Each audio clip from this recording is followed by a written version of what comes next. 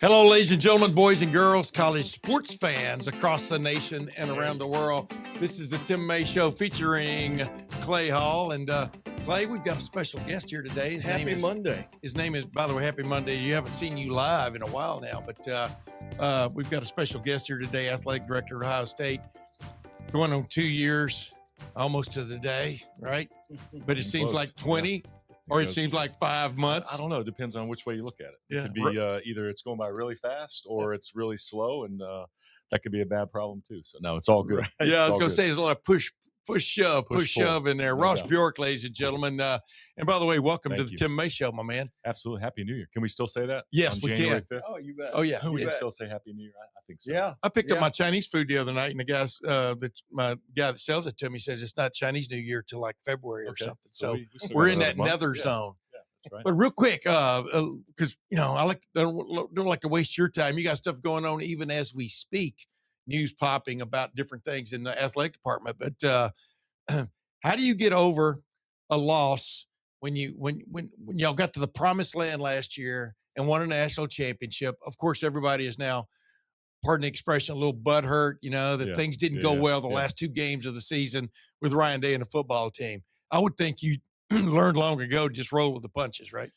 Well, you never too high, never too low, right? Yeah. I mean, it's is it ever as good as maybe winning a national championship is really, really damn good, right? But is Yeah, it ever really as damn bad as what it might be or might be perceived to be? So I think you always have to take things in perspective. But look, there's no sugarcoating. It stings, right? Yeah. We wanted to be still playing, here in this playoff run. We wanted to be in the semifinals. We wanted to be in that championship game. And so the sting probably never goes away. And if you actually look back, how many like close plays in that Indiana game where we could win that game yeah. and we're the number 1 seed, and then you're playing in the road. So, you have to just use that as fuel.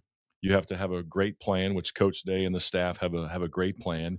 You have to weather all the things that are happening in college athletics. The transfer portal era is alive and well. We changed the window, and there's those not in the Big Ten. The Big Ten wanted a different model, Right. but the way it shook out is that this window started on January 2nd to the January 16th, and it's causing disruption. And so I think there's a lot of things that are happening. So you have to weather all of that. But look, Buckeye football, the brotherhood, the developed here, all of that's built to last. It just feels different in this era. And so we're going to have to just continue to be aggressive, which we are. We're going to have to continue to lean in on our staff and our leadership, which Coach Day is the best in the business. So those are the things that I keep in perspective. It's hard because you want to compete at that highest level. And when you don't do it, it hurts for a while. So we just have to use it as motivation here. I want to give him a chance just to talk about what's the big opportunity tonight, hosting an unbeaten Nebraska basketball team, and a chance maybe to not only get some butts in the seat, but to pull off a big time win, a resume win that you really, really need. And then you get some people maybe hopping on board. No doubt. Huge opportunity tonight, 6:30 at the Shot. We're asking for a big crowd. Ticket sales we're kind of picking up over the weekend as people, we won the game on Friday night against Rutgers, down a big margin, and then, making a great comeback with, great leadership and great poise. Look, winning on the road in the Big Ten is not easy. So we need a home court advantage tonight at the Shot. Right. We need Nebraska to feel it when they're shooting free throws or there's a tough defensive possession that we're having. We need to have the crowd into it. And so I think it's a huge opportunity. We haven't had a signature win. Right. We've been in some close games, some one possession games that we've been on the wrong side of, almost beat North Carolina. Pitt game was tough, right? So we need a signature win. And I know Jake's pouring his attention into this game. And then we have a tough road trip. But tonight, leadership, crowd support, energy. The students aren't quite back yet, but I think the ones that are local, hopefully they'll show up. So I think it's a huge opportunity to support this team against a really good opponent in Nebraska who's surprising, a lot of people. You're 10-3. Both of your conference wins have come on the road. Is it the dance or bust in Jake Diebler's second year? Yeah, look, we want to be in the hunt, right? I mean, Jake knows that. We all know that. We need to be in the conversation. Look, right now, based on metrics, we're in the conversation. I see Joe Lenardi. I mean, he puts things out there really early. Yeah. He's usually 100% right most of the years, 99.9%. Yeah. So we're in the conversation. Last year, I think we were probably 1 or 2 games away. We don't want to be in that, sort of doubt era, right? We want to be leave no doubt. That's been a mantra across the board. We want to be in the mix. We want to be in the tournament. Jake's doing a great job. The leadership that he's providing, the maturity, is he growing a little bit on the job? Sure he is. But in college basketball, you need young, you need assertive, you need aggressive, you need relatability. You look at the signing class that we had back in November. You look at what we did in the portal. You look at another commitment in the 27 class. We've got a ton of momentum, and that goes to Jake's leadership. And so, again, we need to support him. We need crowds to show up. We need NIL opportunities. We need lots of things. We need to do some facility renovations, but the leadership is there with Jake, and it's exciting to see. It's a big hire for you. You're first. It was the first one. Yeah. I mean, Gene called me, probably early February of 2024. Right back at Texas A&M. And I'm like, hey, I was out. kind of on a sabbatical. I was on about a 30-day sabbatical, and he said, hey, this is going to happen. And, great process. Learned a lot, actually. In a lot of ways, it helped speed up the process of learning about Ohio State athletics, and especially the basketball program. I was able to talk to former players. I was able to talk to donors. I was able to talk to staff members. I learned how to hire people at Ohio State, right, and all the different layers that go into that. Yeah. And then, just, again, seeing Jake, his energy, his positivity, his relatability, his connectivity to Ohio. I think the Thad Matta model of having sort of a 6-hour radius around Columbus, it worked. That's what Jake is focused on. There's great players in this region. And so those are all the things that we saw in Jake. And, we're putting those things together. In a postseason, the last couple of years, especially the January swoon with the basketball team, I'm talking about win swoon. Right. Did y'all when you have a postseason, what do you want to call analysis, whatever, do you actually talk about those things with Jake? I mean, hey, what happened in January? You understand what I'm saying? If they'd gotten 2 or 3 wins in that realm, it'd been crazy last year. You look at our roster last year. Yeah. Like, we were in and out of the lineup. Yeah. I mean, we did not have a consistent roster. So you look back and you're saying, okay, what happened? We just didn't have consistency. One game, it was this lineup, we lose by 1 possession. The next game, we're in this lineup and we lose by 1 possession. So the margin for error at this level, is really, really small, and you have to have everything dialed in. And so, you look back at those moments and say, hey, you beat Northwestern at home, you're probably in the tournament. Yes. You win one of the 2 Indiana games, probably in the tournament. Right? So those are the things that you dissect, as you evaluate. Do you too? I mean, Ross, we don't get to talk to you like this very much. I'm talking about, me and Clay, let's put it that way. But do you look too, though, at the financial aspect of things, of another 1,000 or 2,000 seats, fannies and seats, just economically, what that means to a basketball program? That's exactly right. Because football's pulling its weight, so to speak. Right. You know what I mean? That's right. Look, the Schottenstein Center is a great building. It has aged well. It's over 25 years old. 28. It's got a great sort of structure to it. But for basketball, it's probably 3,000 to 4,000 seats, too big, where if you had a more intimate, and then it's a tougher ticket, right? The fans are on top of the court. Demand. So we've done some things around lighting. We've done some things around atmosphere. Look, if we can be in that 14,000 range every game consistently, one, it helps the atmosphere, which is what our players deserve. Correct. And then 2, it would have a boost of revenue. It's football is such a beast around here, where football ticket revenue is in the $4.5 to $5 million range. For basketball, but our football ticket revenues, 70 million. Yeah. Right. Yeah. And so if we could incrementally grow basketball another 500,000, another $1 million, another couple $1 million, that would provide a great lift, and it would provide that home court atmosphere. So those are the things that we're focused on. We're using some data analytics with ticket sales. Again, we want to use Jake and his personality. I think relatability to this team, can happen. Recruiting, right? And then you need to win. You need to have a product that wins. That's the bottom line, to get people coming in. I mean, no question. Yeah, I mean, you could have a barn and people would show up if you're 15-0. Right. Nothing sells like winning. And Gene was talking about the question Tim asked. That's where we have so much room to grow, but there's no plans to renovate, refurbish, You know, tear the down the shot. the seating bowl itself would be really challenging to do Yes. any modifications, right? Yep. And then we do need it for graduation and concerts and other things that we, Sure. put in that building. But what I do think we can look at is like, how do we surround the court? Can we bring seats closer in the end zone? Can we do Mhm. some things maybe behind the benches to, we have students that sit there for most of the Big Ten games. Could we do something where they're a little more engaged somehow? Can we do Or something to the band to make them closer? So I do think around the court we can look at some things, and then there are some actually our locker room is dated, both men's and women's. We need to update that. spruce it up. There's we need a nutrition area for both men's and women's. We're trying to build a new ice rink.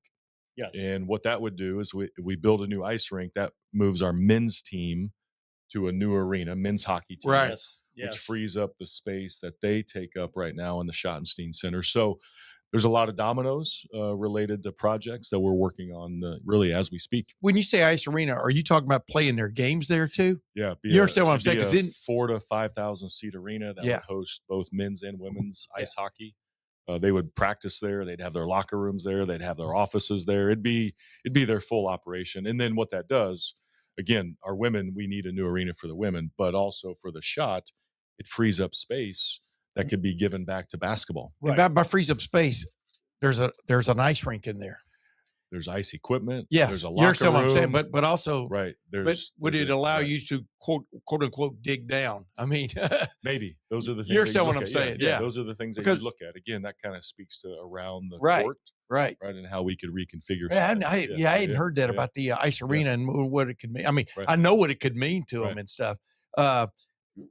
Speaking of that, women's basketball's off the chart here again. I mean, so do you, obviously women's basketball, women's volleyball, men's basketball, and football are the Right. ones that take part in Right. revenue sharing. Is it more and more you want them to carry their weight in that regard too, from the standpoint of revenue, or is that fair to say No, that? I think I think every team at Ohio State has expectations, Yeah. right? Whether Yeah. it's That's true. baseball, golf, or the four that we're providing revenue share opportunities for, but those in particular, you want them to drive more attention. You want them to drive more brand value. There is TV viewership that watches volleyball. There's TV viewership that watches women's basketball, of Yeah. course, men's in basketball and football. So you want them to carry their weight, so to speak, because that's the expectation anyway. But now that we are having a different resource, conversation, look, frankly, our volleyball team has not done well the last couple of years. Right. Jen is reloading the roster through the portal, through, other signees, and she has some money to work with, right? And not every program in the country has revenue share dollars. So those are the kind of things that we're making strategic investments in, because volleyball for our place should be competitive. Look at what the Big Ten does right at the national level. You got a nice We've facility. been in we have a great facility. That's a great atmosphere. Oh, Those are the things that we want to Covelli. capitalize on. As we maybe transition here to football, the Yeah. portal's popping. You've got 15, 16 departures. Quickly, did any of those surprise you, or maybe nothing surprises you these days? Yeah, I think, look, it's a different era. I mean, I think we all have to just acknowledge that, gone. right? And so, Coach Day, again, back to culture, chemistry, communication, from a maybe public wise, there were some surprises, but look, as far as communicating with coaches and the staff, there wasn't the surprises that maybe people think. And so now you have to just deal with it, right? That's it. So what does that mean? What does that mean to depth? What does that mean incoming? Does that change your needs? If there maybe is a little bit of a surprise, does that change your needs as far as incoming? Mhm. We have a big high school class Yeah. that Yep. people aren't really talking about. And so we're around 30 incoming high school Okay. signees. Okay. That's a big number. Are It the- wasn't that big last year. So those are all the things that layer into the strategy. But there's a lot of coming and going, as I say right now. In the incoming, are they asking about staffing?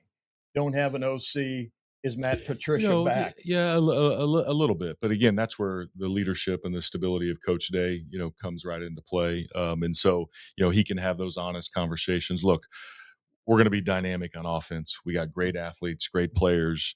Look, there's a lot to learn from this season.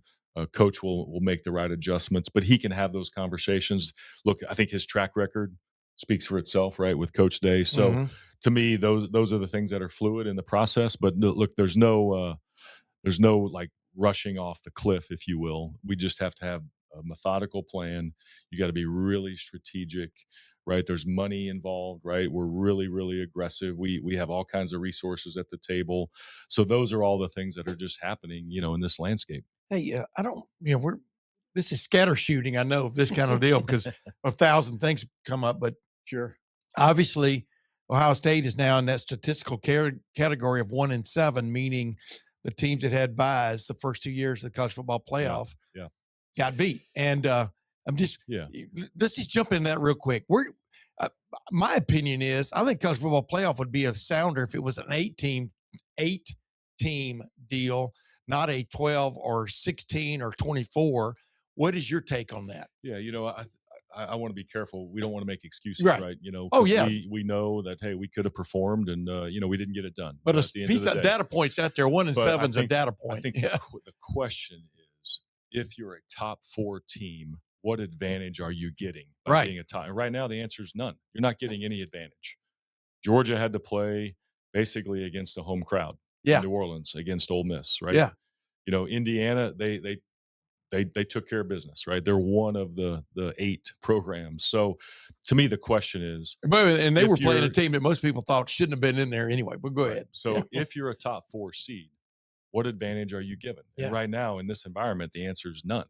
So forget the layoff, forget all of that stuff. To me, that's what we have to look at is if you're highly ranked in look at the NFL playoffs. They just got announced, last night, right? Right. Yep. Deciding games. Who has the advantages? The best teams. Yeah. Right. Home field, all those things. So to me, that's the model that we need to really hone in on is one, I do believe we should expand. We're going to 16. 16, I think, can be the right number. I agree 100%. No buys. The model can be, varied, I think, but we should expand. But then we also need to look at, are we playing more games at home? Again, if we play that game in Columbus last week, what happens? Advantage Ohio State, right? But we gain no advantage by being the number 2 seed. And so those are the things that I want to look at is what advantage to the highest ranked teams? How do we expand? Could there be some play-in games, if you will, within your conference? One of the things that has to be discussed is the future of conference championship games. Right. In a lot of ways, playing Indiana didn't really matter because, we were 1 and they were 2. Right. And then we stayed 2 and they were 1. Yeah. Georgia gained no advantage by beating Alabama. They gained none. They were the 3rd place team. Right. So to me, those are all the things that we need to fix in our sport. We can do it if we all come together, but there's a lot that needs to be fixed around our sport. But summarize what you just said. If it was a 16-team deal and nobody had a bye, 16 team, would you? I'm trying to figure out what some people are saying. Would you say Ohio State getting to host the first 2 games? I think if it's a higher seed. Again, advantage higher seeds. Yeah. Right. And again, going to, and the other thing too is if you look at it, there are none of these new quote unquote neutral site games are in a northern footprint. Right. I mean, you can say the Rose Bowl is a Big Ten historical, footprint game. Yeah. But if you look at the rest of the layout, there's nothing in a northern footprint at all. Yeah. Right. And so, in Indianapolis hosted a CFP championship game a few years ago. That's really been it. Yeah. Everything else is slotted in these bowl games that were all built around warm weather climates. Yes. Right. In the 30s, 40s, because people were trying to get out of the north to go to warm weather. Right. That's how and then you built domes. Yep. Right, in these warm weather climates. And now these bowl games host, and the bowl games do a great job. The Cotton Bowl, first class. Yes. The Peach Bowl, the Orange, first class, nothing against them. But again, in this model, what's the best advantage for the highest ranked teams? Those are the things that have to be discussed. Yeah. Yeah. Quick hitter, revenue share, is that working for you? It is. Yeah. And private equity. There was some opposition to what was proposed. Where does Ohio State stand? How much time do we have? Yeah, exactly. I know. Yeah, look, we 18 sides to that deal. Look, the Big Ten, we want the Big Ten to be aggressive. We want the Big Ten to create more commercial activity. Yep. We want the Big Ten to create more revenue, frankly, period. In whatever format that can Just that give can me take, a stream, right? And so we all need more resources. And so, look, the different model of that, private capital, private equity, pension funds, Big Ten enterprises. We had not got to a place where we had said yes. There was still a lot of things that had to come together for us to get to a good spot. We liked some of the financial arrangements. We liked some of the models, but governance is really important. Look, Ohio State has a big seat at the table, right? We're the biggest brand in college athletics. So Yep. what does that mean from a governance standpoint? So there was still work to be done. I think we can get back to the table if everyone kind of takes a step back. And again, we have to be creative. We have to be assertive. We want the Big Ten to be in a leading position. So hopefully some conversations can re-engage. I think, again, there might be different ways to look at it. That's not just private equity per se that can get us maybe to a good spot. It's a stalemate for the moment. So yeah, I'd say it's sort of, off to the side on the shelf. Maybe not on the bottom shelf, but it's kind of in the middle. And it's out there where we need to keep looking at this. Yeah. How important is it going forward, though, that like you said, 18 teams in the Big Ten be on the same page, or 18 programs? I mean, how important is that in your mind, Ross? Look, conferences are important, from scheduling, officiating, coming together for governance, things like that. But, I do think it's a new day in terms of value proposition and brand recognition. I think other programs recognize that. Look at Indiana. Indiana, in a different model, could be rewarded for having, an instant burst of success, right? Well, right now, all of their earnings are going to be shared by everybody else, just like last year, right? And so those are the kind of, incentive-based, brand-based models, value proposition models. To me, those are the things that were being discussed, and everyone was in a good place as far as how things could be distributed. And again, it's on the shelf, but I think there's a recognition now for, bigger brands now in college sports. Yeah. And real quick, I think, I'm not sure if people understand how much money is involved if you get into the college football playoff. How much, like Ohio State got earned $8 million for the conference, right? Because it got in the thing, and then it got $4 million for getting in, $4 million for being in the second round, so to speak. Indiana and Oregon are adding to the coffers as we speak and stuff. It is the idea of maybe of the conferences, the big conferences wanting guaranteed spots, an idea of guaranteeing a certain amount of revenue every year, if you follow my drift there. Yeah, I think so. I think that's because bowl revenue about 40 years ago was a bonus that you fell into, Right. And I think that's a piece of it. And actually, a couple of years ago, when it got expanded to 12, the Big Ten and the SEC actually get a bigger percentage of the revenue already. Yes. So I think automatic qualifying spots can be a part of that conversation moving forward. But there's already recognition of who sort of drives value, if you will. Yes. And so that's a big deal, though. I mean, it's a big deal. That's a big development. No question. So again, back to putting all this back on the drawing board. Again, we need more revenue. The enterprise of college athletics. We need more revenue. We're sharing it with the players. So let's create content that drives more revenue. I think people are accepting of that. And so those are the kind of things that we need to get on the table. I'm glad you didn't say the word inventory. That would have driven me nuts, but that's what you meant. Because I remember, I think Gene Smith said that one time, and I went, inventory, content. Content. Hey, the SCORE Act, where's it? This is what driven me crazy about the NCAA, about colleges forever. I've been covering it. I'm 71. This is 50 something years I've been a sports writer. Why do colleges, why does these bastions of higher learning and whatever need Congress to set them on the right? Yeah. You understand you know why, and I know why. Yeah. Because competition is crazy. But why can't y'all, meaning not blaming you, but all of y'all, just get together and go, these are going to be the new rules. Right. This is how we're going to handle the transfer portal, NIL, right on down the line.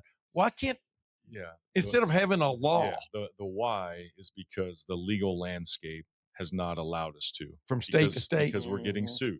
Yeah. And what that means is we have been essentially in violation of antitrust for a long, long time. Yes. If you take a step back, if you go back to probably, I really believe this, that if we would have adapted to technology over time, meaning when YouTube became a thing and social media became a thing and video games. I mean, all of this really started when Ed O'Bannon is watching his friends play a video game, and he's like, wait a second. That's me. That guy looks like me on that video game, EA Sports. And they're like, it is you. Left-handed, the same number, the same uniform. It had UCLA on the front.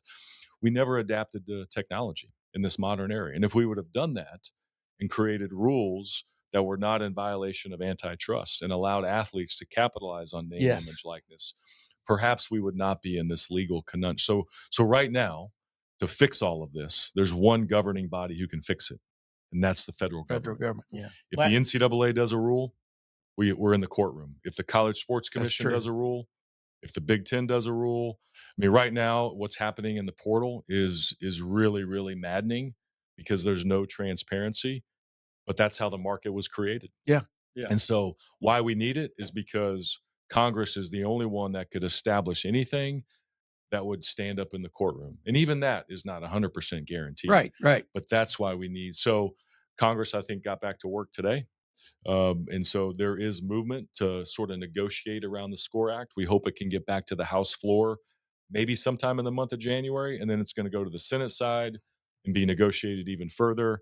And I hope we can get to a good spot because we just need framework. That's what we need. Right. We can't be living in this haphazard, really out of control environment. We need framework. There's got to be give and take on both sides too, I would think, because obviously players aren't going to go willingly back into that good night. I mean, you know what I mean? And I don't think we're far off. Yeah. I don't think what the Democrats want and the Republicans want, I don't think we're that far off. Yeah. I think we all want the same similar things, and we just need to get back to the For Clay, I want to why is there such an aversion, though, in college athletics of, I call it the word contracts. Yeah. Because if players are under contract, yeah, like an NFL team, you have control. I mean, you have to, collective bargaining comes into whatever. But why is that? Yeah, I don't think it's an aversion. I think it's basically like who governs it and how's it structured. Yeah. Is it the Big Ten? Is it the NCAA? Is it just Ohio? Can Ohio State do our own thing? And Michigan does it. We're watching the replay of the by the way, game, you right? Michigan, right? Yeah, that score still stands. By the way, that's good. We like that. But does Michigan have different rules than what we have? And so that's why is because. But if you join a club, you join a club, you agree to abide by their rules, right? So that's what we need to get to. Yeah. So it's not that we're against collective bargaining or we're against contracts, but basically, how's it managed? And who does it? And then who do you negotiate with on the other side when the athletes might only be at your school for one semester? Right. And then they're going off to another conference. So those are all the complications with it. Yeah. Last question for me. This thing has changed so drastically in 10 years, maybe in 5. Had you known all of this, known that you can sign a player and he can walk tomorrow, would you have dealt with all of this? And Ryan has impressed me with his ability to just roll with it. Keep going. Churning. That's right. You think you'd want to be an AD in this era? No, there's still so many moments. You still love the company. Again, as tough as it was, walking off that field on Wednesday night, when you're sitting there putting your arm around Sonny Styles, or you're going to Carnell, and Carnell's emotional in the locker room, and you're saying, "Hey, man, you're always a Buckeye." That's what really matters is those relationships. The jersey, the guys that have so much pride in this program. There still is that. Really, I would say what we're really governing towards right now is about 5% of the market. The 95% are doing it the right way, committed to your school. We had the best football GPA on record this past semester. Yeah. Our team GPA cumulative is over a 3.3 for the football team. Now, I know we want to win a national championship. Yeah. But there's still a developmental. So for me, that's why we still do this. We can fix all the other stuff. We can fix the business side, but the young people, the development, that's really what it's all about. And to me, we're never going to lose that. We're never going to lose that. So I would still do it. And I love the fact that we actually get to solve some of these things, and we're on the leading edge of it. You have a son. Did your son have to get into the portal? I mean, you've dealt with it personally from Tarleton State. From Tarleton State to Youngstown. He submitted his name in the portal, went and met with the coach, said, "Coach, I want to be closer to my parents. I'm going to put my name in the portal." Yeah. And he did. He kind of recruited himself a little bit, but out there, but he got in and got a spot at Youngstown, and he loves it up there. So I know, that's what I'm saying. So you've experienced it personally. And he wants to get into coaching. Yeah. Because there's so much to offer. Yeah. So lots of opportunity, but big game tonight at Yeah. the shop. Okay. We want Absolutely. we want a big crowd there. I think Yep. this will post before Tickets that. available. Tickets available. The weather's clearing up. No snow or ice or anything like that. So let's make it a great home court advantage. Can I ask one last thing before you go? Texas A&M, when you were there, y'all had that class, and Jimbo and Nick Saban had their tete-a-tete. You remember all that and stuff? Oh, yeah. Which, by the way, wasn't as investigated as it should have been. What Jimbo had to say about Nick, all of a sudden that went away. You know what I mean? But I wanted to ask this: Texas Tech is a phenomenon, from the transfer portal era. Yeah. Indiana is too in its own way and stuff. Who are you most impressed by in terms of having these new rules and playing ball and showing others? Yeah, you have you can be a winning football program. Well, look at the Final Four. Yeah. Look who's in it, right? Yeah. These will all be first-time head coaches to win a championship. Yeah. Whoever wins, it's going to be a first time. Obviously, Indiana. Look, when I was at Ole Miss, the narrative was, I forgot Ole Miss in your background. You can have a good quarterback and go 8-4. That's a good season. Yes. And now they're in the semifinals, right? And then, Miami was, obviously a premier program in the 80s and 90s, and now they're back in the Final Four. And so, Oregon always tried to push the envelope. So look, I would say it's a new era. Like you look at Alabama, Ohio State, Georgia, Texas, right? We're not in the Final Four, and we're blue blood programs. So it shows you that if you can find the right mix, if you can create the right chemistry, and you can be older, and you can be an older, more mature team, those are the teams that are in the Final Four this time around. And so those are the things that challenge you. Those are the things that motivate you to say, look, what are we not doing that we need to fix? Because we can fix it here at Ohio State. How do we continue to adapt? And that's what we're going to be on the cutting edge of. Ross Bjork, ladies and gentlemen. Thank you, guys. Thanks for Have having you me. seen Thank you very that much. graphic Thank you. Of the starters from the portal, overwhelming, Good. as opposed to high Right. school That's right. kids. That's exactly So right. Yeah. That's right. you got to be Take doing advantage of what's out there, you go. right? That's right. Ross, thanks for joining us, having me my on. man. Absolutely. Thank you, guys. Appreciate you. Ladies and gentlemen, that's Ross Bjork. For Clay Hall, I'm Tim May. We'll see you next time.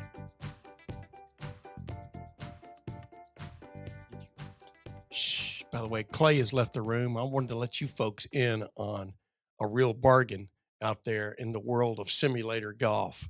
The Back Nine Golf, which is located at 2820 Fishinger Road in Upper Arlington, has a hell of a holiday box available to you right now. The value is nearly $300, but your price is $150 if you jump online. That's almost 50% off if you jump online at Columbus at theback9golf.com. That's their email address. Their website is theback9golf.com/Columbus-upper-Arlington-OH/ That's a long address, but just write it down a couple times watching it. And you can also call them at 614-362-7888. Parentheses PUTT, PUTT. But the bottom line is one of the new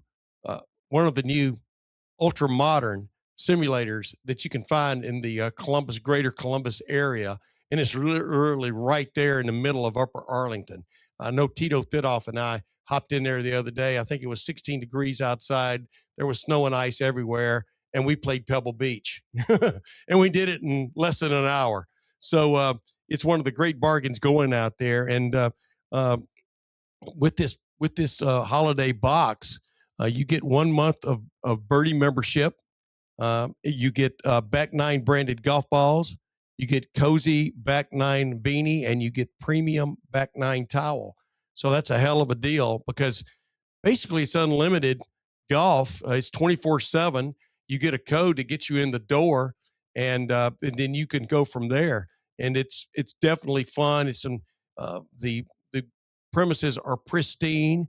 I know we had a great time. We even played closest to the hole, a few shots on number 7, famed number 7 short par 3 at Pebble Beach the other day, and had a great time doing it. So if you're looking for that last minute gift for a golfer that you love, or yourself that you love, that you're a golfer, nothing wrong with giving yourself a gift at this time of the year.